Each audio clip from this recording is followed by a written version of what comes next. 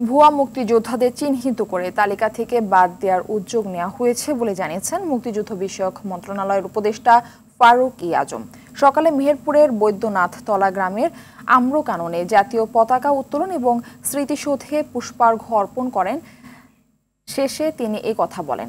জেলা প্রশাসক সিফাত Mehnaz, police super মাকসুদা আক্তার খান সহ বিভিন্ন শ্রেণী পেশার মানুষ এ সময় উপস্থিত ছিলেন।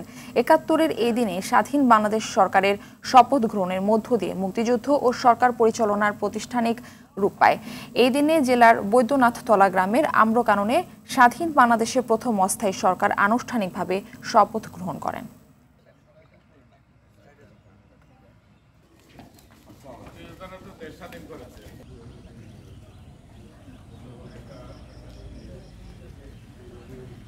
মুক্তিযোদ্ধা হিসেবে নানানভাবে নিজেদেরকে পরিচিত করাচ্ছে। তো এই ক্ষেত্রে আমরা অনেক উদ্যোগ ইতিমধ্যেই গ্রহণ করেছি।